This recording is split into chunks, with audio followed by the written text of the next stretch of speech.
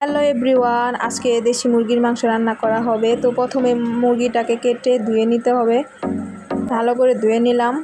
এরপর একটু কড়াইতে পরিমাণ মতো সরিষার তেল দিয়ে দিলাম। তেলটা একটু গরম হয়ে আসলে কেটে রাখা আলু দিয়ে দিলাম। আলুগুলো সিদ্ধ হওয়ার জন্য একটু পরিমাণ মতো লবণ দিয়ে দিলাম। এরপর একটু নাড়াচাড়া করে নিলাম আলুগুলো। এরপর আলুগুলো ভাজা হয়ে গেলে একটু নামিয়ে নিলাম।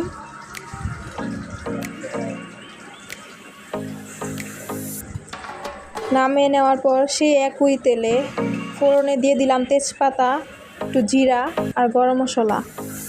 এরপর ফোড়নটা একটু ভাজা হয়ে গেলে দিয়ে দিলাম কেটে রাখা পেঁয়াজগুলো দিয়ে একটু নাড়াচাড়া করে নিব এবং পেঁয়াজগুলো একটু সফট হওয়ার জন্য দিয়ে দিব পরিমাণ মতো লবণ দিয়ে দিলাম। একটু নেড়ে চেড়ে নিলাম।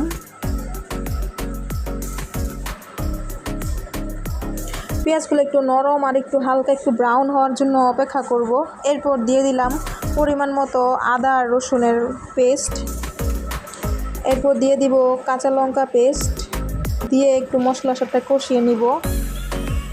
এরপর মশলাটা একটু কষিয়ে এলে এরপর দিয়ে দিব পরিমাণ মতো হলুদের গুঁড়া, পরিমাণ মতো মরিচের গুঁড়া, পরিমাণ মতো ধনিয়া গুঁড়া দিয়ে এরপর মশলাটা আর একটু কষিয়ে নিব।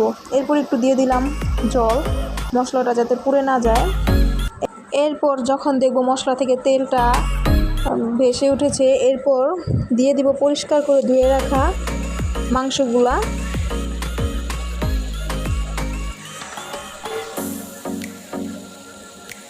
মাংসগুলো দিয়ে এখন মশলার সাথে মিশিয়ে নিব। মশলার সাথে মিশিয়ে এখন ভালো করে কষিয়ে নিতে হবে। 5 থেকে 10 মিনিট একটু মশলার সাথে মিশিয়ে একটু কষিয়ে নিলাম। এরপর একটু ঢাকা দিয়ে দিব। 5 মিনিট পর ঢাকনাটা একটু খুলে নিলাম। এরপর ঢাকনাটা খুলে মাংসটা একটু নাড়াচাড়া করে নিলাম যেন নিচ দিয়ে লেগে না যায়। এরপর মাংসটাকে আরও প্রায় 10 থেকে 15 মিনিট কষাতে হবে। চুলার আঁচটা তখন মিডিয়ামে রেখেই মাংসগুলো কষিয়ে নিব। 20 থেকে প্রায় 20 মিনিট পর মাংসটা ভালো করে যখন কষিয়ে আসবে তখন আবার একটু নেড়ে চেড়ে নিলাম। মাংসগুলো এখন প্রায় কষানো হয়ে গেছে। এখন দিয়ে দিব ভেজে রাখা আলুগুলো দিয়ে আবার সেই কষানো মাংসর সাথে মিশিয়ে নিব। মিশানো হয়ে গেলে এখন দিয়ে দিব পরিমাণ মতো গরম জল। মাংসগুলো সিদ্ধ হওয়ার জন্য যতটুকু জল দেওয়ার প্রয়োজন ততটুকু জল দিয়ে দিলাম। এরপর একটু নেড়ে নিব। এখন দিয়ে দিব বেটে রাখা জিরা আর গরম মশলা বাটা। এরপর দিয়ে মাংসের ঝোলটার সাথে মিশিয়ে নিব এবং প্রায় 5 মিনিট ফুটিয়ে নিব। মাংসটা সিদ্ধ হয়ে গেলে পছন্দ মতো ঝোল রেখে নামিয়ে নিব। এখন গরম গরম খাবারের পালা। তো ভিডিওটা যদি আপনাদের কাছে ভালো লেগে থাকে অবশ্যই সাবস্ক্রাইব, লাইক, কমেন্ট এবং শেয়ার করবেন।